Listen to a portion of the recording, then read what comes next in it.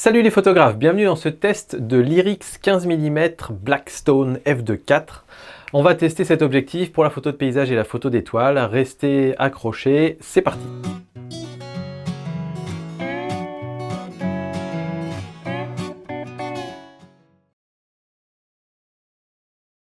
Alors, premières impressions, on a vraiment un très bel objectif, construction métal, très costaud et très joli d'ailleurs. Qui a une belle bague de mise au point bien souple. C'est important parce qu'on va faire énormément de mise au point manuelle avec un objectif de ce type-là. C'est un objectif tout manuel. J'aime beaucoup aussi les finitions Irix. C'est toujours très propre, très joli. Les capuchons se ferment vraiment très bien. Idem pour le pare-soleil. Voilà, c'est vraiment une qualité de fabrication que j'apprécie et qui est vraiment très sympa. Et ensuite, on va parler un peu du format de cet objectif. Comme vous pouvez le voir, il est gros, il est très large, notamment en haut, il y a une espèce de corolle comme ça. Ça, c'est quelque chose que j'aime moins parce que ça veut dire que ça va prendre énormément de place dans votre sac photo. Donc, il faut vraiment être sûr qu'on va l'utiliser beaucoup et en avoir un bon usage. Puis, il est aussi un petit peu lourd, il pèse à peu près 700 grammes. Alors, pour quels usages on va destiner un objectif de ce type-là? On va le regarder pour la photo d'étoiles et de voie lactée parce que c'est un objectif focal fixe, ultra grand angle à grande ouverture. Donc évidemment, c'est un des usages possibles. Et puis on va regarder évidemment pour la photo de paysage parce que à 15 mm, on a quand même un objectif qui va permettre de faire pas mal de photos de paysage normalement. Donc on va regarder ensemble le piqué, on va regarder la quantité de lumière qui traverse l'objectif pour voir si effectivement on a autant de lumière qu'on peut l'espérer à f2.5 ou pas. On va regarder le vignettage qui est très important pour les photos d'étoiles. On va regarder les sunbursts, vous savez, ces petits soleils en étoiles. On va regarder s'il crée du flair et on va regarder son ergonomie. Alors, le piqué est très bon dans l'utilisation étoile. Pour faire de la photo d'étoiles, de voie lactée et de choses comme ça, j'ai constaté vraiment du très bon piqué, plein de détails dans les photos, plein de détails dans les étoiles et notamment dans les coins. Là où la plupart des autres objectifs ultra grand angle se retrouvent à terre parce qu'ils vont créer de la coma, c'est-à-dire des petites traînées, celui-ci il crée quasiment pas de coma. J'étais vraiment très impressionné en bien de cet objectif-là. En usage photo de paysage, cet objectif est excellent dès f5.6, f8, f11, f16, tout ça, ça va être vraiment très bien. C'est les ouvertures classiques qu'on va utiliser pour la photo de paysage. Pour des paysages à très grande ouverture, si c'est quelque chose que vous faites, sachez qu'il est vraiment un petit peu moins bon quand même, un ton en dessous à f2.8, f2, f2.5. Là, il va galérer un petit peu plus, c'est un petit peu plus mou sur les côtés. En termes d'expo, j'ai pu constater que quand on ouvrait à f2.8, on avait à peu près 0,15 stop de moins par rapport à une autre optique équivalente. Donc c'est un tout petit peu assombri, mais c'est pas bien méchant. Par contre, là où c'est un peu méchant, c'est sur le vignettage. Quand on fait des photos à f2.8 ou f2.5, on a vraiment un vignettage qui est assez important, de 1,1 stop à 1,3 stop. Et ça, c'est un petit peu problématique parce que ça veut dire que vous allez devoir déboucher ces ombres. Et donc, dans les coins, dans les endroits où vous allez déboucher les ombres de 1 stop, c'est comme si vous aviez doublé la valeur des ISO quasiment. Et ça, c'est un petit peu embêtant. Alors, sachez que tous les objectifs ultra grand angle créent du vignettage dans les coins, on va dire, quand on est aux grandes ouvertures, c'est assez logique. Mais généralement, ça peut tourner autour de 0,5, 0,6 stop et rarement là. Plus d'un stop, c'est quand même beaucoup. Autre chose un peu bizarre, mais sur des photos de paysage que j'ai faites à f11, f8, f11, je me suis rendu compte que cet objectif était systématiquement plus sombre que les autres et quand j'ai mesuré, il y avait à peu près 1,2 stop en moins. Alors c'est pas spécialement gênant parce que quand vous faites de la photo de paysage, vous allez adapter votre temps de pause pour avoir une exposition correcte, donc c'est pas très gênant.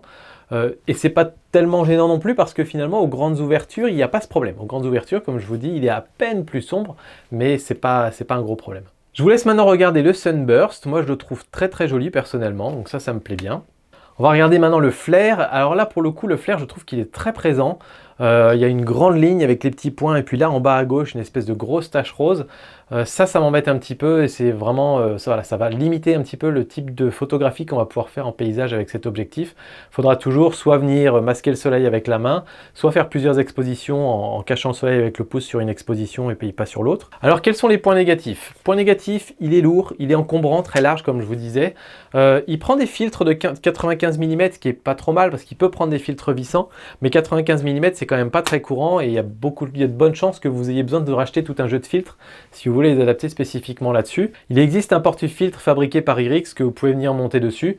Après, c'est un petit peu spécifique à la marque quand même, donc voilà, à voir si ça s'adapte bien avec le reste de vos objectifs. Et puis dernier point négatif, on a quand même du flair qui est assez fort et assez présent, donc ça va vous apporter des contraintes supplémentaires au moment où vous devrez prendre des photos avec le soleil dans l'image. On passe au point positif. Pas de coma ou quasiment pas de coma dans les coins en photo d'étoile.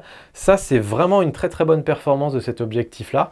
J'en ai testé beaucoup d'autres, des objectifs, et j'ai jamais vu une performance à ce niveau-là, en tout cas pour la photo d'étoile. Donc c'est plutôt un très très bon point. La mise au point est précise, on a une longue course. J'aime beaucoup aussi toutes ces options qui permettent de faire un petit lock. Donc quand on vient tourner ça, hop, on vient bloquer la bague de mise au point. Et puis, il y a un système où on entend un petit cran, et quand on arrive sur le petit cran, on est censé être à l'infini. Et ça permet de toujours trouver l'infini, même quand on est dans le noir, même quand on voit pas sur le live view de son objectif, de son appareil photo.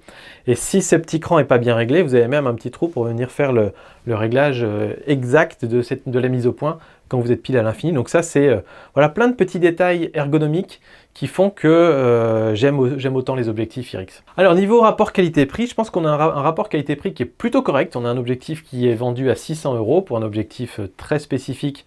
Pour du plein format, c'est pas mal. On a quelques alternatives si vous voulez les regarder. Donc le Laowa 15 mm f2 qui coûte aux alentours de 900 €, qui est très très bon pour la photo de paysage et très correct aussi pour la photo d'étoile. Par contre, un budget un petit peu supérieur, un petit peu moins bon en termes de coma par contre. On a aussi le Samyang 14 mm f2.8 qui est exactement dans la même gamme de prix que ce IRIX. Qui lui est aussi très bon pour la photo de paysage, par contre un petit peu de coma dans les coins, mais c'est un objectif autofocus, donc peut-être ça vous intéresse, et il est aussi plus petit et un petit peu plus léger. Et puis enfin, si c'est vraiment la photo d'étoile qui vous passionne et que vous avez des gros budgets pour ça, je vous invite à regarder aussi le Sigma 14 mm f1.8 qui lui coûte aux alentours de 1500 €, donc là c'est quand même un vrai budget. Mais alors j'ai pas eu la chance malheureusement de le tester pour l'instant, mais il a des très très bonnes reviews et je pense que c'est vraiment un objectif très très très spécialisé pour ça. Alors en conclusion, que vaut ce IRIX 15 mm? C'est un bon objectif de paysage, optiquement c'est très bien, niveau ergonomie c'est juste génial, c'est du IRIX donc c'est très bon de ce côté-là. C'est un excellent objectif pour les étoiles, j'insiste encore une fois là-dessus. Si on met de côté le fait qu'il y a un vignotage très important, donc c'est à vous de voir si c'est vraiment une grosse gêne pour vous ou pas. Si vous avez un boîtier qui monte bien dans les ISO, c'est peut-être pas un si gros problème que ça. Et d'une manière générale aussi, il faut bien se dire que c'est plus facile de réduire le bruit d'une image en post-traitement, en stackant différentes images, etc., que de réduire la coma qu'on peut avoir dans les coins à cause d'un objectif. Donc je préférais, moi, à la limite, avoir un objectif un peu plus sombre, qu'avoir un objectif qui crée de la coma dans les coins. Mais ça, c'est juste mon avis.